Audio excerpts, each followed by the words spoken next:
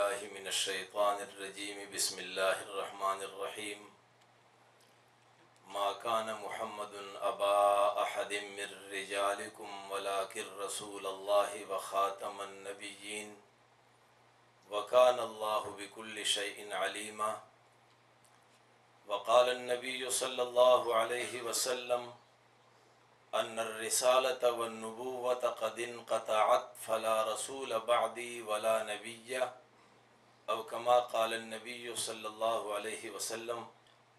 عقیدہ ختم نبوت کی اہمیت اور عظمت اور اس عقیدے کے حوالے سے جو قادیانی سازشیں ہیں ان کا سد باب اور میری اور آپ کی ذمہ داری۔ میرے دوست اور بھائیو، آج کی جو گفتگو ہے یہ ہم دیگر بیانات اور تقاریر سے ہٹ کر اس نظریے سے سنیں گے کہ ان باتوں کو سیکھ کر کے یاد کر کے آگے امت تک پہنچائیں، تاکہ کوئی مسلمان عقیدہ ختم نبوت کے حوالے سے خالی و ذہن نہ رہے۔ سب سے پہلے آپ یہ بات اچھی طرح ذہن میں رکھیں اور لوگوں کو بتائیں کہ عقیدہ ختم نبوت کا معنی یہ ہے کہ محمد الرسول اللہ صلی اللہ علیہ وسلم اللہ تعالیٰ کے آخری نبی اور رسول ہیں، اور آپ کے بعد قیامت تک کوئی شخص نبی اور رسول نہیں بن سکتا۔ آپ صلی اللہ علیہ وسلم آخری نبی ہیں، اور آپ کے بعد قیامت تک کسی شخص کو نبوت عطا نہیں کی جائے گی۔ آپ کے بعد کوئی شخص نبوت کی صفت کے ساتھ متصف نہیں کیا جائے گا۔ میرے دوست اور بھائیو، ہمارے نبی صلی اللہ علیہ وسلم آخری نبی کیوں ہے؟ ہمارے نبی صلی اللہ علیہ وسلم آخری نبی اس لیے ہیں کہ ہمارے نبی کی نبوت، ہمارے نبی کی رسالت، ہمارے نبی کی شریعت، ہمارے نبی کا علم، ہمارے نبی کا تقوی، ہمارے نبی کے اخلاق، ہمارے نبی کے صحابہ، ہمارے نبی کے اہل بیت، ہمارے نبی کے ازواج مطہرات قیامت تک کل کائنات کے لیے کافی اور مکمل ہیں۔ لہذا آپ صلی اللہ علیہ وسلم کے بعد کسی نئے نبی کی ضرورت ہی نہیں رہی۔ اگر کوئی شخص ہمارے نبی پاک صلی اللہ علیہ وسلم کے بعد نبوت کا دعویٰ کر لیتا ہے، اور ایک ایسا شخص کی جسے اللہ نے عقل سلیم عطا فرمائی ہے، یہ شخص اس مدعی نبوت کے پاس جاتا ہے اور اس سے پوچھتا ہے کہ آپ نے نبوت کا دعویٰ تو کر لیا ہے، کیا قرآن سے بہترین کلام پیش کر سکتے ہو؟ تو وہ کہے گا کہ نہیں۔ پھر اس سے سوال کیا جاتا ہے کہ نبی پاک صلی اللہ علیہ وسلم کے علم سے بہترین علم پیش کر سکتے ہو؟ تو اس کا جواب نفی میں ہوگا۔ حضور علیہ السلام کے اخلاق سے بہترین اخلاق پیش نہیں کر سکتے، حضور علیہ السلام کے ازواج مطہرات سے بہترین ازواج مطہرات پیش نہیں کر سکتے، حضور صلی اللہ علیہ وسلم کے صحابہ سے بہترین صحابہ پیش نہیں کر سکتے، تو پھر نبوت کا دعویٰ کرنے کی ضرورت کیوں پیش آئی آپ کو؟ الیوم اکملت لکم دینکم واتممت علیکم نعمتی میں اللہ نے اسی کو بیان فرمایا ہے۔ اللہ تبارک و تعالی نے محمد الرسول اللہ صلی اللہ علیہ وسلم کی ذات اقدس پر تمام کمالات اور صفات درجہ کمال کو پہنچا دی۔ کوئی صفت نہیں بچی، کوئی کمال ایسا نہیں بچا کہ اس کمال کو پیش کرنے کے لیے کسی نئے شخصیت کی ضرورت پیش آئے۔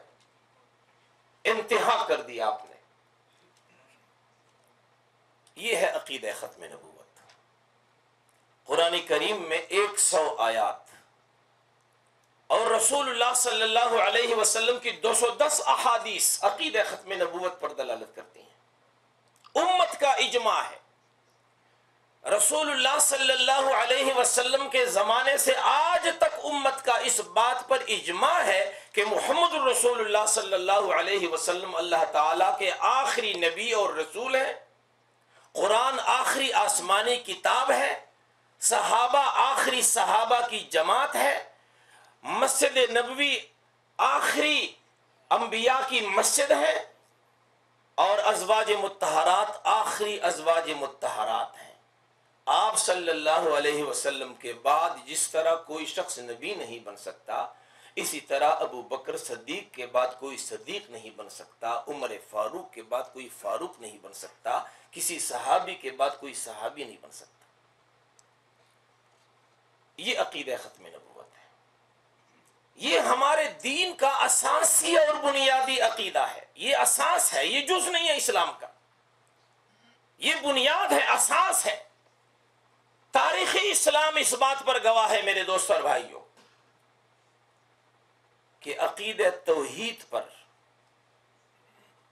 مسلمانوں نے مفاہمت کی ہے، عقیدہ رسالت پر مسلمانوں نے مفاہمت کی ہے، لیکن عقیدہ ختم نبوت پر مسلمانوں نے کبھی بھی کوئی مفاہمت نہیں کی۔ آپ تاریخ اسلام میں جو غزوات ہے رسول اللہ صلی اللہ علیہ وسلم کے، بدر ہے، احد ہے، حنین ہے، تبوک ہے، بخاری شریف صحیح بخاری کتاب المغازی میں آپ علیہ السلام کے غزوات کا ذکر ہے، صحابہ کی جنگیں ہیں، ہر جنگ میں آپ پڑھ چکے ہیں کہ جب بھی رسول اللہ صلی اللہ علیہ وسلم اور صحابہ کا لشکر کفار کے سامنے آیا ہے تو مسلمانوں نے کفار کے سامنے تین باتیں رکھی ہیں۔ کتنی باتیں رکھی ہیں؟ تین باتیں۔ پہلی بات یہ رکھی ہے کہ آؤ کلمہ پڑھ لو، لا الہ الا اللہ محمد رسول اللہ، آؤ عقیدہ توحید کو مان لو، اللہ کی وحدانیت اور نبی کی رسالت کو مان لو، آؤ۔ اور اگر اللہ کی وحدانیت اور نبی کی رسالت کو نہیں مانتے تو پھر بھی آپ سے مفاہمت اس صورت میں ہو سکتی ہے کہ ہمیں ٹیکس اور جزیہ دو۔ یہ ہوا یا نہیں ہوا؟ ہمیں ٹیکس دو، جزیہ دو، مشرک رہتے ہو تو رہو، یہودی ہو رہو، نصارہ ہو رہو، ہمیں ٹیکس دینا پڑے گا، یا کلمہ یا پھر ٹیکس۔ اگر ہمیں ٹیکس بھی نہیں دیتے تو پھر آخری آپشن جنگ ہے۔ ہر جنگ میں یہ تین باتیں ہوئی ہیں۔ تاریخ اسلام میں پھر ایک جنگ ہمیں وہ ملتی ہے جو صحابہ رضی اللہ عنہم نے عقیدہ ختم نبوت کی حفاظت کے لیے لڑی ہے۔ رسول اللہ صلی اللہ علیہ وسلم فرماتے ہیں اِنَّهُ سَيَكُونُ فِي أُمَّتِي كَذَّابُونَ ثَلَاثُونَ، ان قریب میری امت میں 30 بہت بڑے جھوٹے ایسے آنے والے ہیں، کلہم یزعم انہ نبی وانا خاتم النبیین لا نبی بعدی، کہ جن میں سے ہر ایک کا دعویٰ یہ ہوگا کہ وہ اللہ کا نبی ہے، حالانکہ میں آخری نبی ہوں، میرے بعد کوئی نبی نہیں۔ 30 کذابوں کی آمد کی آپ علیہ السلام نے پیشن گوئی ارشاد فرمائی ہے۔ مسیلمہ کذاب نے نبوت کا جھوٹا دعویٰ کیا، یمامہ کا رہنے والا تھا، رئیس تھا یمامہ کا۔ یمامہ یہ جو موجودہ ریاض ہے، یہ پورا علاقہ یمامہ کا علاقہ کہلاتا تھا، اور یہ ریاض سے شمال میں سلبوخ روڈ پر جبیلہ ایک شہر ہے، یہ یمامہ کہلاتا تھا، یہ ہیڈ کوارٹر تھا اس کا۔ حدیقۃ الموت کے نام سے اس کا قلعہ آج بھی موجود ہے۔ یہاں کا رئیس تھا اور اس نے نبوت کا دعویٰ کیا، اور ایک خط رسول اللہ صلی اللہ علیہ وسلم کے نام لکھا۔ اس خط کی سرخی یہ تھی من مسیلمہ رسول اللہ الی محمد رسول اللہ، کہ یہ خط مسیلمہ جو کہ اللہ کا رسول ہے نعوذ باللہ، اس کی طرف سے ہے محمد رسول اللہ کے نام۔ فإنی قد اشرکت فی الامر معک، کہ نبوت کے معاملے میں مجھے تیرے ساتھ شریک بنایا گیا ہے۔ دو قاصدوں کو خط دیا اور وہ قاصد خط لے کر کے مدینہ طیبہ آئے۔ رسول اللہ صلی اللہ علیہ وسلم کے سامنے خط پڑا گیا۔ حدیث میں آتا ہے آپ علیہ الصلوۃ والسلام کے قریب کھجور کی ایک ٹہنی پڑی ہوئی تھی، اس سے ایک پتا آپ علیہ الصلوۃ والسلام نے اٹھایا اور فرمایا خدا کی قسم نبوت کے معاملے میں اس پتے کے برابر بھی میں کسی کو کچھ نہیں دے سکتا، اس لیے کہ میں آخری نبی ہوں، میرے بعد کوئی نبی نہیں۔ اور آپ علیہ الصلوۃ والسلام نے ان قاصدوں سے پوچھا کہ تم بھی مسلمہ کو نبی مانتے ہو، ایمان لا چکے ہو اس پر؟ تو انہوں نے کہا کہ جی ہاں۔ تو آپ صلی اللہ علیہ وسلم نے فرمایا خدا کی قسم اگر تم قاصد نہ ہوتے تو تم دونوں کی گردنوں کو میں اتار دیتا۔ منکر ختم نبوت کی سزا تو یہ ہے کہ اس کی گردن اتاری جائے، لیکن تم قاصد بھی ہو اور میرے اخلاق کا تقاضا یہ ہے کہ میں قاصد کو قتل نہ کروں۔ آپ علیہ الصلوۃ والسلام کے زبان اقدس سے یہ الفاظ نکلے کہ میں قاصد کو قتل نہیں کرنا چاہتا۔ پورے دنیا کے مہذب معاشروں میں یہ قانون بنا کہ قاصد کو قتل نہیں کیا جائے گا۔ وہ قاصد واپس چلے گئے اور مسلمہ کذاب کو بتا دیا کہ محمد الرسول اللہ صلی اللہ علیہ وسلم ختم نبوت پر کوئی مفاہمت نہیں کرنا چاہتے۔ آپ صلی اللہ علیہ وسلم نے ایک صحابی جس کا نام حبیب ابن زید انصاری ہے رضی اللہ عنہ، کیا نام ہے؟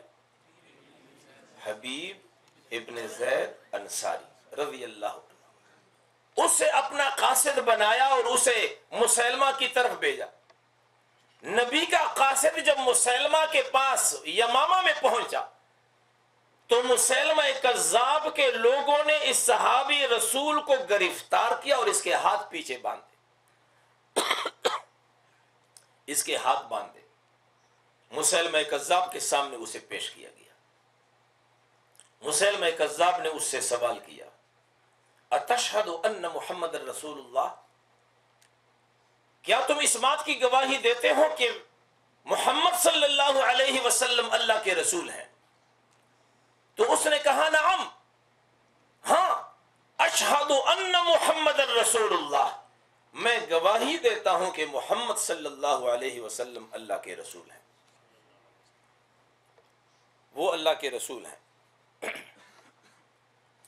دوسرا سوال کیا اتشہد انی رسول اللہ، کیا تم اس بات کی گواہی بھی دیتے ہو کہ میں اللہ کا رسول ہوں؟ یہ سوال کس ماحول میں ہو رہا تھا؟ یہ سوال و جواب۔ آج تو میڈیا کا، سوشل میڈیا کا دور ہے، کوئی کراچی میں ہے، کوئی جدہ میں ہے، آپ میسج بھیج سکتے ہیں، کچھ بھی اس کی شکل نیچے کچھ اور اوپر کچھ بنا سکتے ہیں، لوگ بناتے رہتے ہیں، بہت آسان ہے۔ ماحول کا استحضار ضروری ہے۔ کس ماحول میں یہ سوال و جواب ہو رہا ہے؟ ماحول یہ ہے کہ میرے نبی کا یہ غلام حبیب ابن زید انصاری تنے تنہا اکیلے بے یار و مددگار ہاتھ پیچھے بندھے ہوئے ہیں اور چاروں طرف مسلمہ کذاب کے مسلح پہرےدار ہاتھوں میں ننگی تلواریں لے کر کے کھڑے ہیں۔ اس ماحول میں اس سے سوال کیا گیا اتشہد انی رسول اللہ، کیا تم اس بات کی گواہی دیتے ہو کہ میں اللہ کا رسول ہوں؟ میرے نبی کے اس غلام نے جواب دیا فی اذنی وقرا من سمع هذا القول، تیری یہ بات سننے سے میرے کان عاجز ہیں، مجھے سننا بھی گوارا نہیں۔ جواب تو بڑی دور کی بات ہے، میں تو سننا بھی نہیں چاہتا۔ مسلمہ کذاب نے اپنے ایک سپاہی کو حکم دیا کہ اس کا ایک ہاتھ کاٹ دو، چنانچہ اس کا ہاتھ کاٹا گیا۔ 14ویں 15ویں صدی میں یہ بات سننا اور سنانا بہت آسان ہے کہ جناب ہاتھ کاٹ دیا گیا۔ کبھی میرے دوست اور بھائیوں، تنہائی میں اپنا محاسبہ بھی ہمیں کرنا چاہیے کہ جس دین کی خاطر صحابہ نے جسموں کے ٹکڑے کروائے ہیں، اس دین کی خاطر کبھی زندگی میں ہمیں بھی کوئی گرمی سردی ہم نے برداشت کرنے کا موقع ملا ہے؟ ہاتھ کاٹا گیا، پھر دوبارہ سوال کیا گیا اتشہد انی رسول اللہ، کیا تم اس بات کی گواہی دیتے ہو کہ میں اللہ کا رسول ہوں؟ حبیب ابن زید انصاری رضی اللہ عنہ نے پھر جواب دیا انی اصم لا اسمع، میں بہرا ہوں، میں نہیں سن سکتا، دنیا جہاں کی ہر بات کو سن سکتا ہوں لیکن محمد مصطفیٰ کے بعد کسی اور کی نبوت کی بات مجھے سننا گوارا نہیں۔ دوسرا ہاتھ کاٹا گیا، ایک ایک عضو کاٹتے گئے، یہی سوال یہی جواب، اور اسی حالت میں حبیب ابن زید انصاری رضی اللہ عنہ شہید ہو گئے۔ یہ ختم نبوت کے پہلے شہید ہیں۔ اپنے جسم کے ٹکڑے کروا کر مجھ اور آپ کو اور قیامت تک امت مسلمہ کو بتا دیا کہ عقیدہ ختم نبوت وہ اساسی اور بنیادی عقیدہ ہے کہ مسلمان اس عقیدے کی پاداش میں اپنے جسم کے ٹکڑے کروا سکتا ہے، لیکن اس پر کوئی مفاہمت نہیں کر سکتا۔ سیدنا ابو بکر صدیق رضی اللہ عنہ جب خلیفہ بنے سن 12 ہجری میں، انہوں نے شرحبیل ابن حسنہ رضی اللہ عنہ کو صحابہ کا ایک لشکر دیا اور کہا کہ جاؤ مسیلمہ کذاب کے خلاف جہاد کرو۔ شرحبیل ابن حسنہ اپنا لشکر لے کر کے مسیلمہ کذاب کے یمامہ میں پہنچے، لیکن فتح یاب نہ ہو سکے۔ مسیلمہ کذاب کے پاس 40 سے 60 ہزار کا لشکر تھا۔ اس کے بعد سیدنا ابو بکر صدیق رضی اللہ عنہ نے اکرمہ ابن ابی جہل رضی اللہ عنہ کو بھیجا، وہ گئے، وہ بھی فتح یاب نہ ہو سکے۔ اس کے بعد سیدنا ابو بکر صدیق رضی اللہ عنہ نے خالد بن ولید رضی اللہ عنہ کو 13,000 صحابہ کا لشکر دے کے بھیجا۔ اور آپ حضرات کو یہ بتاؤں کہ خلیفہ اول سیدنا ابو بکر صدیق رضی اللہ عنہ جب خلیفہ بنے تو انہوں نے یہ حکم جاری کیا کہ آج کے بعد مدینہ طیبہ سے بدری صحابہ باہر نہیں جائیں گے، کسی مارکے میں شریک نہیں ہوں گے۔ قیمتی اثاثہ ہے امت کا تاکہ یہ لوگ مدینہ میں رہیں۔ لیکن اس جنگ میں بدری صحابہ گئے، 13,000 صحابہ کا لشکر خالد بن ولید کی قیادت میں مسیلمہ کذاب کی سرکوبی کے لیے پہنچا۔ مسیلمی لشکر 40,000 سامنے لشکر ہے، یہاں خالد ابن ولید آئے، 2 باتیں پیش کی ہیں۔ کتنی باتیں پیش کی ہیں؟ 2۔ پہلی بات خالد ابن ولید نے فرمایا آؤ ختم نبوت کو مان لو، آ جاؤ، واپس آ جاؤ، ختم ہمارے نبی کو آخری نبی مان لو۔ دوسری بات یہ پیش کی ہے کہ اگر ختم نبوت کو نہیں مانتے تو آخری آپشن پھر جنگ ہے، درمیان میں کوئی راستہ نہیں، کچھ لو اور کچھ دو کی بنیاد پر مفاہمت نہیں ہو سکتی۔ یہ گوارا نہیں ہے کہ ہمیں ٹیکس تو جزیہ تو کچھ نہیں چاہیے، یا ختم نبوت کو ماننا پڑے گا، اور اگر ختم نبوت کو نہیں مانتے تو آخری آپشن جنگ ہے۔ مشرکین سے کہا گیا اللہ کی وحدانیت مان لو، نبی کی رسالت مان لو، نہیں مانتے تو ٹیکس دو۔ لیکن منکرین ختم نبوت سے کہا گیا کہ یا تو ختم نبوت کو ماننا پڑے گا یا پھر جنگ ہے۔ لڑائی شروع ہو گئی۔ ابو دجانہ رضی اللہ عنہ بدری صحابی ہیں،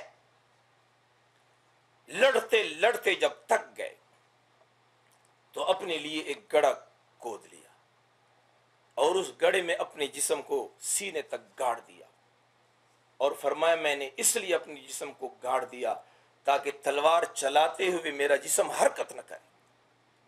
اور اسی حالت میں ابو دجانہ شہید ہوئے ہیں۔ حضرت عمر فاروق رضی اللہ عنہ کے بھائی زید بن خطاب رضی اللہ عنہ شہید ہوئے۔ 1200 صحابہ اور تابعین نے جام شہادت نوش فرمایا۔ کتنے صحابہ؟ 1200 صحابہ۔ حضور نبی کریم صلی اللہ علیہ وسلم نے کل جنگیں کفار کے خلاف جو لڑی ہیں وہ 56 جنگیں ہیں تقریباً، کم و بیش 56، اور ان تمام جنگوں میں مجموعی طور پر جو صحابہ شہید ہوئے ہیں ان کی تعداد 259 ہے۔ 259 صحابہ 56 جنگوں میں شہید ہوئے ہیں، لیکن ایک جنگ جو ختم نبوت کی حفاظت میں لڑی گئی ہے 1200 صحابہ اور تابعین نے جانوں کا نذرانہ پیش فرمایا، جن میں 700 صحابہ وہ شہید ہوئے ہیں جو قرآن کریم کے حافظ، قاری اور عالم تھے، اور 70 بدری صحابہ شہید ہوئے ہیں۔ اتنی بڑی تعداد نے جانوں کا نذرانہ پیش فرمایا۔ مسیلمہ کذاب نے جب حالات دیکھ لیے کہ شکست کے آثار نمایاں ہے تو اپنے بقایا لشکر کے ساتھ بھاگتے ہوئے اپنے قلعے میں اس نے پناہ لی، دروازہ بند کر لیا۔ دیواریں اونچی تھیں، اس علاقے کو تاریخ میں وادی دم کہا جاتا ہے، خون کی وادی۔ اس نے قلعہ دروازہ بند کر لیا، دیواریں اونچی ہیں، صحابہ پریشان ہوئے کہ اب کیا کیا جائے۔ ایک صحابی ہے زید بن قیس رضی اللہ عنہ، اس نے کہا کہ حضرت میرے لیے ایک بڑی اونچی سیڑھی بنائی جائے، میں سیڑھی پر چڑھ کر اندر چھلانگ لگا لوں گا اور دروازہ کھول دوں گا۔ اندر جو لوگ تھے وہ ہار لے کر کے اس صحابی کے استقبال کے لیے کھڑے تھے یا تلواریں لے کر کے کھڑے تھے۔ انہیں پتا تھا کہ میں بچ نہیں سکتا، لیکن عقیدہ ختم نبوت پر مسلمان کبھی بھی اپنی جان اور مال کی پرواہ نہیں کرتا۔ سیڑھی بنائی گئی، زید ابن قیس رضی اللہ عنہ چڑھے، اندر کودے، انہوں نے حملہ کیا، آپ کا یہ کندھا جو ہے پورا یہ جسم سے کٹ گیا اور گر گیا، اور اسی حالت میں دروازے تک پہنچے اور دروازہ کھول دیا۔ لشکر اسلام نہ تکبیر کے نعرے لگاتے ہوئے لشکر اسلام اندر داخل ہوا، گمسان کی لڑائی شروع ہوئی۔ حضرت وحشی ابن حرب رضی اللہ عنہ فرماتے ہیں کہ میرے پاس وہی نیزہ تھا جس نیزے سے میں نے جنگ احد میں نبی کے چچا سید الشہداء حضرت حمزہ کو شہید کیا تھا، وہی نیزہ میرے پاس تھا، اور میں نے اپنے آپ کو مخاطب کیا کہ اے وحشی، آج وہ دن ہے کہ اپنا حساب تو برابر کر سکتا ہے، آج اسی نیزے سے اسلام کے دشمن کو قتل کر کے اللہ کے ہاں سرخرو ہو سکتا ہے۔ چنانچہ وحشی ابن حرب رضی اللہ تعالی عنہ نے حملہ کیا، پے در پہ اس پر اتنے وار کیے مسلمہ کذاب پر کہ وہ واصل جہنم ہوا، اور پھر جنگل کی طرف نکلے، آسمان کی طرف ہاتھ اٹھائے کہ یا اللہ، جب میں کافر تھا تو اسلام کے ایک جرنیل کو میں نے شہید کیا تھا، آج میں مسلمان ہوں تو کفر کے ایک سرغنے کو مار دیا، مجھے معاف فرما۔ مسلمہ کذاب کا فتنہ زمین بوس ہوا۔ تو میرے دوست اور بھائیو، ختم نبوت پر کوئی مفاہمت نہیں۔ مسلمان اپنے باپ کے قاتل سے سمجھوتا کر سکتا ہے، لیکن اپنی نبی کی ناموس پر مسلمان سمجھوتا نہیں کر سکتا۔ مسلمان ختم نبوت پر کبھی کوئی مفاہمت نہیں کر سکتا۔ اور یہاں پر ایک بات اور آپ کو بتاؤں کہ مسلمہ نے جو خط لکھا تھا رسول اللہ صلی اللہ علیہ وسلم کے نام، اس کی جو سرخی تھی من مسلمہ رسول اللہ ہے، اس کے بعد الی محمد الرسول اللہ، یعنی وہ محمد الرسول اللہ صلی اللہ علیہ وسلم کو اللہ کا رسول مانتا تھا، اللہ بھی مانتا تھا اور اسے اللہ کا رسول بھی مانتا تھا۔ اور مسلمہ کذاب وہ لوگ نمازیں بھی پڑھتے تھے اور ان کا قبلہ کعبہ تھا، مسلمانوں کا ذبیحہ بھی کھاتے تھے، لیکن ختم نبوت کو نہیں مانتے تھے، تو ان کے خلاف جنگ کی گئی۔ قادیانی کہتے ہیں کہ یہ جنگ اس لیے ہوئی ہے کہ وہ باغی تھے، وہ باغی تھے۔ لیکن ایک بات یاد رکھیں، اگر دو مسلمانوں کی دو گروہ میں لڑائی ہو جائے تو اس جنگ میں مخالف لشکر کے عورتوں کو لونڈیاں نہیں بنایا جاتا، مسلمان خاتون کو لونڈی نہیں بنایا جا سکتا، لیکن اس جنگ میں مال غنیمت میں خولہ بنت جعفر وہ بھی آئی، جو عورتیں وہاں گرفتار کی گئیں ان میں خولہ بنت جعفر بھی تھی۔ یہ قیدی یہاں مدینہ طیبہ آئے تو حضرت علی رضی اللہ تعالی عنہ سے کسی نے کہا کہ خولہ بنت جعفر قبیلہ بنو حنیفہ کے رئیس اور باوقار لوگوں کی خاتون ہے، تو حضرت علی رضی اللہ تعالی عنہ نے اسے آزاد کروا کے نکاح کیا اس سے۔ اور تاریخ اسلام میں محمد ابن حنفیہ کے نام سے جو شخصیت ہیں وہ حضرت علی رضی اللہ تعالی عنہ کے وہ صاحبزادے ہیں جو خولہ کے بطن سے پیدا ہوئے ہیں۔ تو یہ مسلمان باغی نہیں تھے، بلکہ ارتداد کی وجہ سے صحابہ نے ان کے خلاف جنگ کیا، انکار ختم نبوت کے وجہ سے ان کے خلاف جنگ ہوئی ہے، یہ فتنہ زمین بوس ہوا۔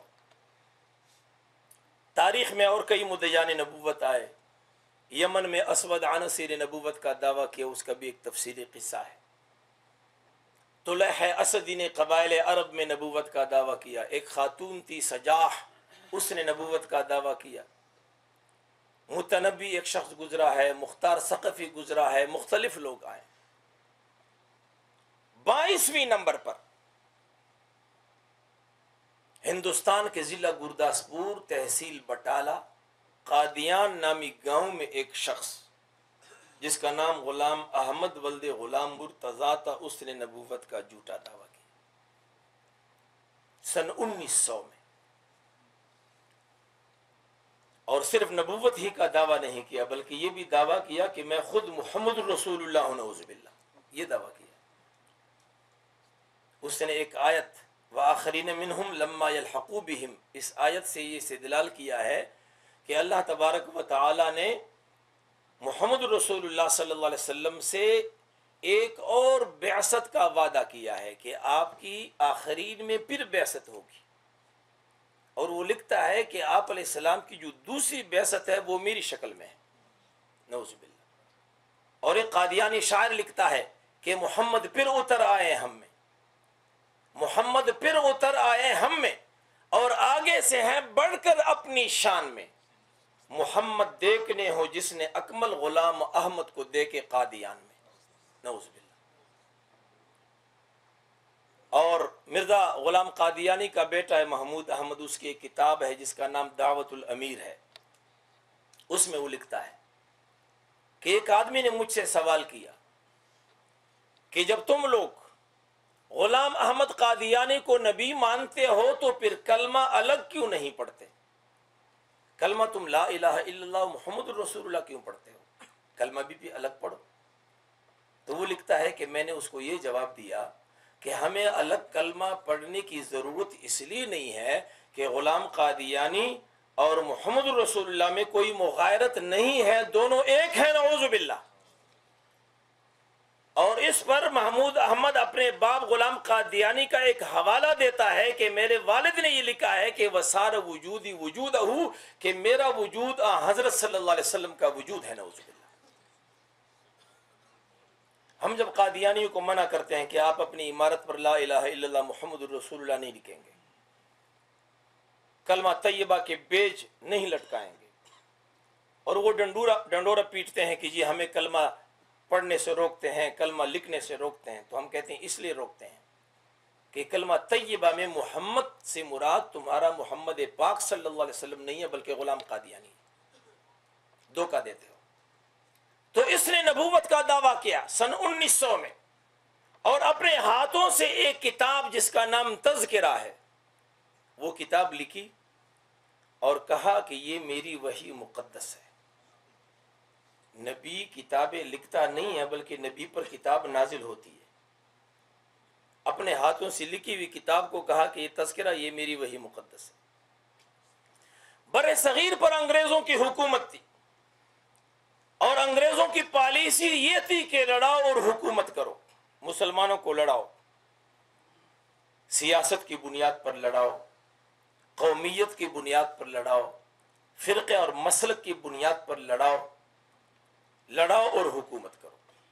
مسلمانوں کو لڑایا، سیاست پر، قومیت پر، پختون پنجابی پٹھان پر، دیوبندی بریلوی اہل حدیث شیعہ سنی پر، آج تک ہم لڑ رہے ہیں۔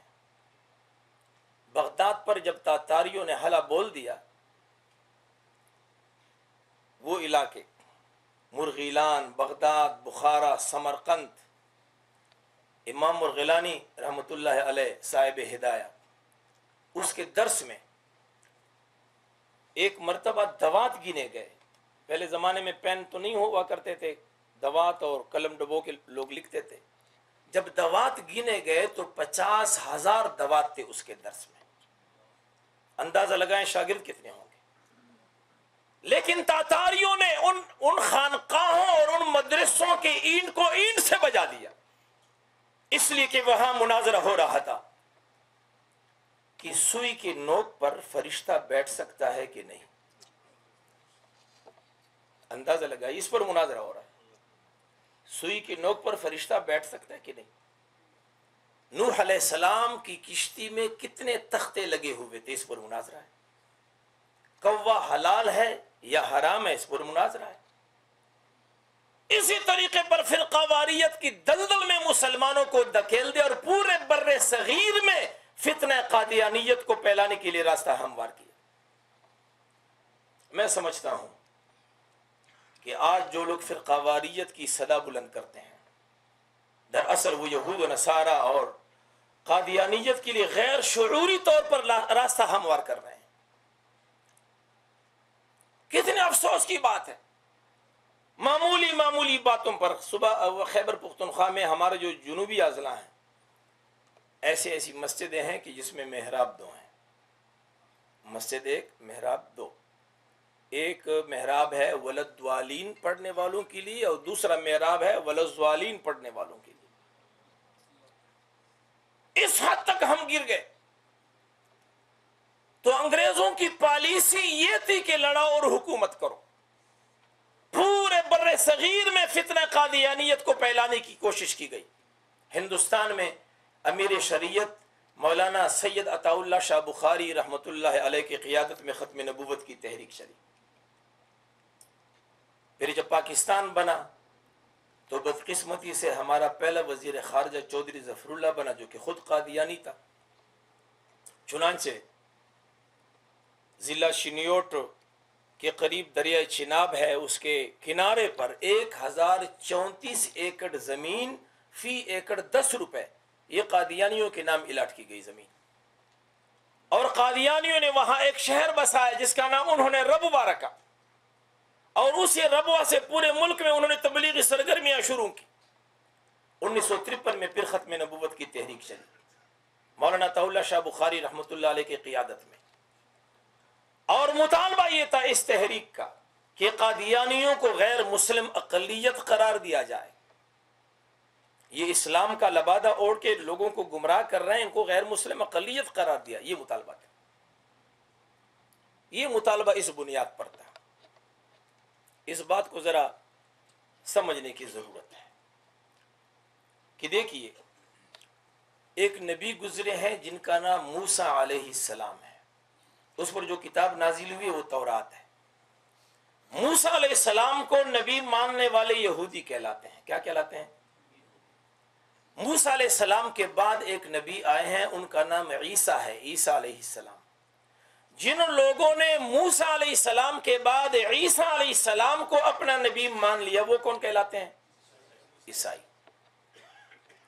اب ایک عیسائی اگر یہودیوں کے پاس جائے اور یہ کہے کہ جی میں یہودی ہوں، تو یہودی کہیں گے کہ جناب تم یہودی نہیں ہو، اس لیے کہ تم نے موسیٰ علیہ السلام کے بعد عیسیٰ علیہ السلام کو اپنا نبی مان لیا، اور تورات کے بعد بائبل کو اپنا کتاب مان لیا، تم ابھی عیسائی ہو، تم یہودی نہیں ہو۔ لیکن وہ کہتا ہے کہ نہیں، میں یہودی ہوں۔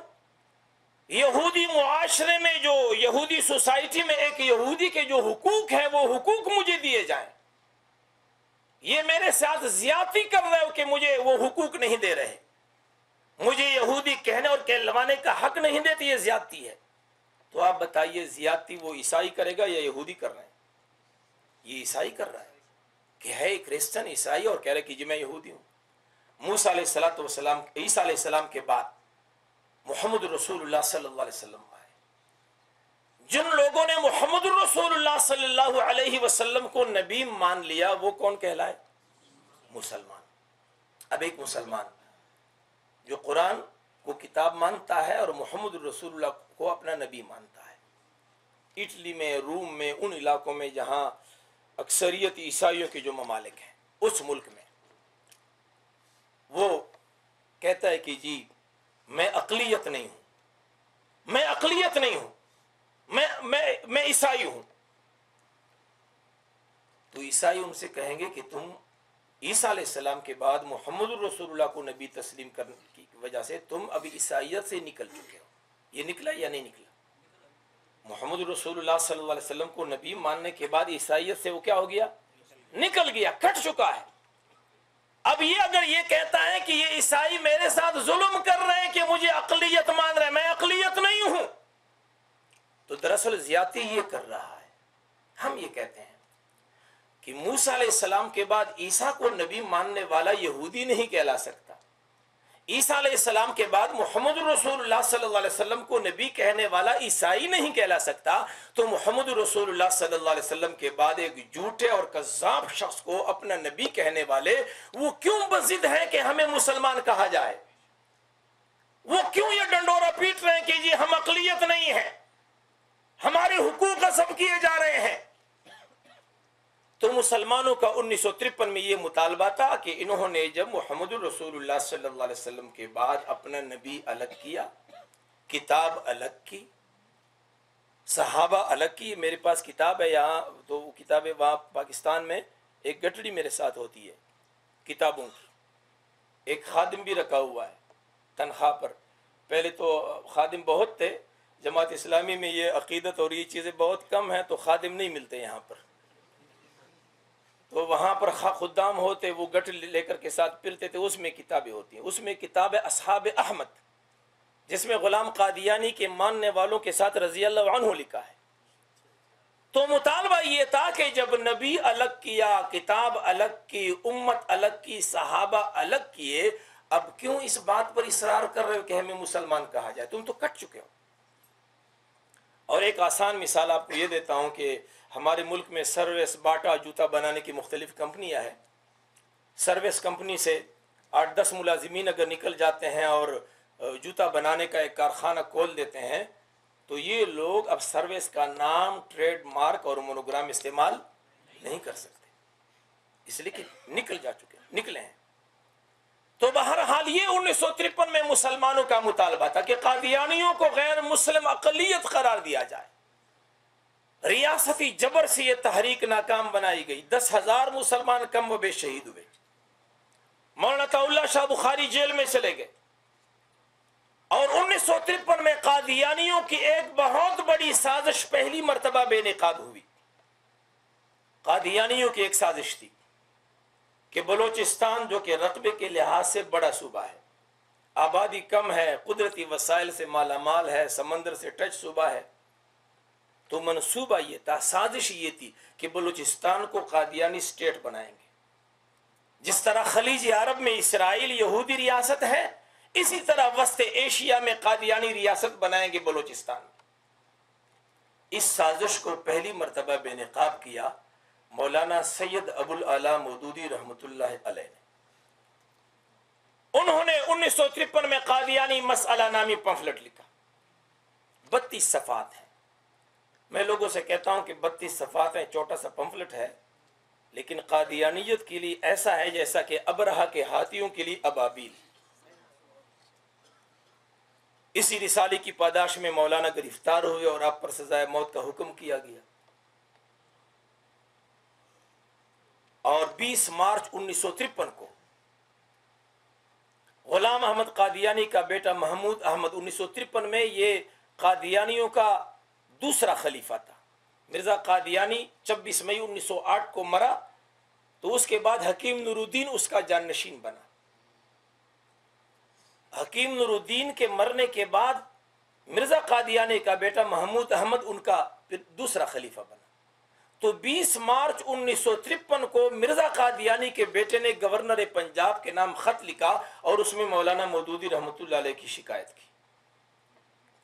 میرے پاس ایک مرتبہ اسلام آباد میں میرا ادارہ تھا ختم نبوت کا، اور نیا میرا دماغ پھر گیا تھا، جماعت اسلامی میں شامل ہوا تھا، تو 2 علماء مناظرہ کرنے کے لیے میرے پاس آئے کہ جی مناظرہ کرتے ہیں۔ میں نے کہا صد بسم اللہ، مناظرے کے لیے تو میں ہر وقت پابرقاب ہوں۔ بہت باتیں ہوئی، مولانا مودودی رحمۃ اللہ نے یہ لکھا، یہ لکھا، یہ لکھا، تمام باتوں پر وہ مطمئن ہو گئے۔ آخر میں کہنے لگے کہ مفتی صاحب آپ تو ختم نبوت کے مبلغ ہیں، جماعت اسلامی میں تو ختم نبوت کا شعبہ بھی نہیں، اور مولانا مودودی رحمۃ اللہ علیہ کی تو کوئی خدمت ہی نہیں ہے ختم نبوت کے حوالے سے۔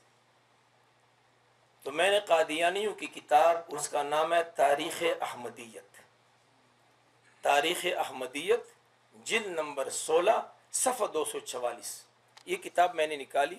میں نے کہا یہ کتاب قادیانیوں کی اپنی کتاب ہے، ہماری نہیں۔ اس کتاب میں قادیانیوں نے صفحہ 244 پر محمود احمد کے اس خط کو نقل کیا ہے جو 20 مارچ 1953 کو انہوں نے گورنر پنجاب کے نام لکھا ہے، اور اس میں مولانا مودودی رحمۃ اللہ علیہ کے بارے میں یہ الفاظ ہیں کہ بالخصوص جبکہ جماعت اسلامی کا مولوی مودودی جیسا جارح آدمی پہلے سے بھی زیادہ جوش و خروش سے جماعت احمدیہ کے خلاف لٹریچر تقسیم کرتا ہے، الفاظ یہ ہے۔ تو میں نے کہا کہ مولانا مودودی اور قادیانیوں کا نور بشر پر جھگڑا ہے، انگوٹھے چومنے اور نہ چومنے پر جھگڑا تھا، جھگڑا ختم نبوت پر ہے۔ قادیانی مسئلہ سے پوری قادیانیت بوکھلاہٹ کی شکار ہوئی، اسی وجہ سے انہوں نے گورنر پنجاب سے شکایت کی۔ کسی گدے نشین اور کسی پیر کے بارے میں شکایت نہیں ہوئی، مولانا مودودی کے بارے میں شکایت ہوئی ہے۔ اس سے بڑھ کر کیا خدمت ہو سکتی ہے؟ تو 1953 میں مولانا مودودی رحمۃ اللہ علیہ نے قادیانی مسئلہ پمفلٹ لکھا۔ آج کل وہاں پاکستان میں بالخصوص خیبر پختونخوا میں جو سکول ہیں، سرکاری سکول بالخصوص پرائیویٹ سکول، ہماری گورنمنٹ چونکہ نصاب میں تبدیلی کر رہی ہے، ختم نبوت کا عقیدہ نکالنے کی سازشیں ہو رہی ہیں، تو ہم نے کہا کچھ بھی کرو ہم سینہ بسینہ ختم نبوت کا پیغام امت تک پہنچائیں گے۔ تو وہاں سکولوں میں یہ قادیانی مسئلہ یہ ہم نے چھپوایا ہوا بہت زیادہ۔ سکول میں جاتے ہیں، 7ویں 8ویں 9ویں 10ویں یہ 4 کلاسوں کے جو اسٹوڈنٹ ہیں وہ ذرا بڑی عمر کے ہوتے ہیں، یہ رسالہ میں ان میں تقسیم کر دیتا ہوں۔ ایک اسکول میں یہ 4 کلاسوں کی تعداد 700 800 1000 تک تعداد ہوتی ہے تقریباً۔ یہ رسالے تقسیم کر لیتا ہوں، پھر کہتا ہوں بچوں یہ رسالہ کھول لو، صفحہ نمبر 7 نکالو۔ جی نکال لیا۔ پھر میں کہتا ہوں صفحہ نمبر 7 پر مولانا مودودی رحمۃ اللہ علیہ نے یہ لکھا ہے کہ ختم نبوت کی نئی تفسیر، وہ بتا دیتا ہوں کہ اس کے نیچے کیا لکھا ہے۔ صفحہ نمبر 11 نکالو، صفحہ نمبر فلاں نکالو، یہ سیدھا سیدھا عنوانات پڑھا دیتا ہوں۔ پھر ان بچوں سے کہتا ہوں کہ 3 دن کے بعد امتحان ہوگا، اول دوم سوم کو انعام دوں گا۔ بچے انعام کی لالچ میں رسالہ یاد کر لیتے ہیں۔ 7ویں کلاس کا بچہ جب اس رسالے کو یاد کرے گا، میرے خیال میں مرتے دم تک ختم نبوت کے بارے میں دھوکہ نہیں کھائے گا انشاءاللہ۔ ہمارا جو جنوبی اضلاع ہے ٹانگ ڈیر اسماعیل خان، وہاں ایک سکول میں میں نے یہ مقابلہ کروایا، تو سکول کے پرنسپل نے آخری دن مجھے کہا کہ مفتی صاحب مجھے تو 2 فائدے ہوئے اس سے۔ ایک فائدہ یہ ہوا کہ میں قادیانیت کو سمجھ گیا کہ یہ کیا فتنہ ہے، اور دوسرا فائدہ مجھے یہ ہوا کہ یہ مولانا مودودی بھی مسلمان ہیں، یہ بھی مجھے فائدہ ہوا۔ 6-7 ماہ کم و بیش پہلے وزیرستان کے علاقے میں ایک جرگے میں مجھے کسی نے بلایا، قتل مقاتلے کا مسئلہ تھا، وہ حل ہو گیا، تو اس کے بعد پھر بیٹھ گئے، گپ شپ چل رہی تھی، اس میں علماء بھی تھے، ملک صاحبان بھی تھے، تو ایک ملک صاحب جو ہے نا وہ میرے ساتھ بیٹھ گئے، اور اس میں سیاست پر اور مختلف موضوعات پر بات شروع ہو گئی۔ اس ملک صاحب نے مجھے کہا کہ مفتی صاحب یہ جماعت اسلامی والے بہت اچھے لوگ ہیں، اتنے سیلاب ہو تو یہ موجود ہیں، زلزلہ ہو تو موجود ہیں، جہیز جو ہے لڑکیوں کو دیتے ہیں، یہ بڑی خدمات اس نے گنوائی۔ قریب تھا کہ میں اس کو کہتا کہ میں بھی رکن جماعت ہوں، لیکن اس نے مجھے یہ کہنے کا موقع نہیں دیا، لگا رہا۔ آخر میں کہنے لگا مفتی صاحب اگر یہ لوگ مسلمان ہوتے نا تو بہت اچھا ہوتا۔ تو بہرحال یہ قادیانی مسئلہ الحمدللہ ہم وہاں اسکولوں میں تقسیم کرو، اس طریقے پر نسل نو کی تربیت ہو رہی ہے الحمدللہ۔ تو بہرحال 1953 میں مولانا مودودی رحمۃ اللہ علیہ نے قادیانیوں کے اس سازش کو بے نقاب کیا اور جیل گئے، گرفتار ہوئے۔ جیل میں ایک CID افسر نے مولانا طاء شاہ بخاری سے کہا کہ شاہ صاحب تمہاری تحریک ناکام ہو گئی، 10,000 مسلمان مروائے، اور تمہارا جو مطالبہ تھا کہ قادیانیوں کو غیر مسلم اقلیت قرار دیا جائے وہ مطالبہ تمہارا تسلیم نہیں کیا گیا۔ تو شاہ صاحب نے فرمایا کہ ہماری تحریک ناکام نہیں ہوئی، ہم نے مسلمانوں کے دلوں میں ایسا ٹائم بم فٹ کیا ہے جو اپنے وقت پر بلاسٹ ہوگا تو دنیا کی کوئی طاقت قادیانیوں کو اس کی تباہی سے نہیں بچا سکے گی۔ ہم نے ایمان اور غیرت کا ایسا بم فٹ کیا ہے۔ یہ ٹائم بم پھر پھٹا، 29 مئی 1974 کو. کب پٹا؟ 29 مئی 1974. نشتر میڈیکل کالج ملتان کے اسٹوڈنٹس 100 لڑکے تھے. یہ ریل گاڑی میں ملتان سے ریل گاڑی میں بیٹھ گئے، پنڈی آ رہے تھے. ریل گاڑی جب ریلوے اسٹیشن پر پہنچی تو قادیانیوں نے حسب معمول اپنا لٹریچر وہاں تقسیم کرنا شروع کیا. یہ اسٹوڈنٹس یہ کڑے ہو گئے اور انہوں نے نعرے لگائے، خاتم الانبیاء مصطفیٰ مصطفیٰ، رہبرو رہنما مصطفیٰ مصطفیٰ، ختم نبوت زندہ آباد، قادیانیہ مرد آباد، نعرے لگائے اور قادیانیوں کا لٹریچر لے کر کے ان کے منہ پر مار دیا. ہمارے پاکستان میں ہر جلسے میں یہ واقعہ بیان کیا جاتا ہے، دیوبندیوں کا جلسہ، بریلویوں کا، اہل حدیثوں کا، کسی کا بھی جلسہ ہو نا ختم نبوت کے حوالے سے، تو یہ قصہ بیان کیا جاتا ہے کہ نشتر میڈیکل کالج ملتان کے اسٹوڈنٹس تھے، یہ تھا وہ تھا. ایک جلسے میں ایک بزرگ سے میں نے پوچھا کہ حضرت یہ اسٹوڈنٹ عوامی نیشنل پارٹی کے لڑکے تھے؟ زرداری صاحب نے ان کی تربیت کی تھی یا ولی خان نے؟ کون تھے یار یہ تو بتاؤ نا. 14ویں صدی میں رسول اللہ صلی اللہ علیہ وسلم کے زمانے سے 14 صدیاں دور حضور نبی کریم علیہ الصلوۃ والسلام کی ناموس اور ختم نبوت، تاریخی اہمیت اور غیرت کا مظاہرہ کرنے والے یہ اسٹوڈنٹس کون تھے؟ کس کی تربیت؟ یہ تو بتاؤ نا لوگوں کو. اس نے کہا مفتی صاحب یہ پھر بات لمبی ہو جاتی ہے. میں نے کہا جہاں آپ دیگر لطیفے لوگوں کو سناتے ہو اور اس میں وقت آپ کا خرچ نہیں ہوتا تو یہ بھی کوئی ڈیزل پیٹرول تو اس پر خرچ نہیں ہوتا. اس لیے نہیں بتاتے کہ سارا کریڈٹ مولانا مودودی رحمۃ اللہ علیہ کو جاتا ہے. اسلامی جمعیت طلبہ کے لڑکے ڈاکٹر ارباب عالم، ڈاکٹر انور گوندل اور مختلف یہ ہمارے ڈاکٹر کچھ فوت ہو چکے ہیں، اللہ ان کو جنت الفردوس نصیب فرمائے. جو زندہ ہیں اللہ ان کے درجات کو بلند فرمائے اور ان کو خیریت وافیت کے ساتھ دراز عمر نصیب فرمائے. یہ ہمارے لڑکے تھے 100 لڑکے. انہوں نے نعرے لگائے، ریل گاڑی چل پڑی. قادیانیوں نے منصوبہ بنایا کہ یہ اسٹوڈنٹ جب واپس آئیں گے تو ان سے انتقام لیا جائے گا. چنانچہ 29 مئی کو یہ لڑکے واپس آ رہے تھے تو قادیانیوں نے ان پر تشدد کیا، مارا پیٹا، اور ان اسٹوڈنٹس نے یہ نعرہ لگایا کہ ہماری تحریک اس وقت تک جاری رہے گی جب تک قادیانیوں کو غیر مسلم اقلیت نہ قرار دیا جائے. چنانچہ 29 مئی سے یہ تحریک چلی اور جنگل میں آگ کی طرح پھیل گئی، اور 7 ستمبر 1974 کو پاکستانی پارلیمنٹ نے فیصلہ کیا کہ قادیانی غیر مسلم اقلیت ہے، ان کا اسلام سے کوئی تعلق نہیں. وقت بھی پورا ہو چکا ہے اور میری ضروری 1-2 باتیں رہ گئی ہیں. آخری بات، 7 ستمبر 1974 کو یہ مسئلہ تو حل ہو گیا. اب کیا کرنا ہے؟ اب قادیانی کیا کرنا چاہتے ہیں؟ قادیانیوں کی سازش اس وقت یہ سب سے بڑی سازش کہ آئین پاکستان کو کالعدم قرار دیا جائے، اس میں جو اسلامی دفعات ہیں ان کو ختم کر دیا جائے. ناموس رسالت کا قانون، ختم نبوت کے جو قوانین ہیں یہ سارے کالعدم قرار دیے. یہ سازشیں ہیں. میرے دوست اور بھائیوں، 1953 میں ہماری جو تحریک تھی اس میں 10,000 مسلمان شہید ہوئے، لیکن مطالبہ مسلمانوں کا تسلیم نہیں کیا گیا. 1974 کی ختم نبوت تحریک میں ہمارے 10 لوگ بھی شہید نہیں ہوئے، لیکن مطالبہ مانا گیا. وجہ کیا ہے؟ وجہ یہ ہے کہ 1953 میں دینی لوگوں کی پارلیمانی قوت نہیں تھی، اور 1974 میں دینی لوگوں کی پارلیمانی قوت پارلیمنٹ میں موجود تھی. مولانا شاہ احمد نورانی، مولانا مفتی محمود، پروفیسر غفور احمد رحمت اللہ علیہم یہ حضرات موجود تھے پارلیمنٹ میں.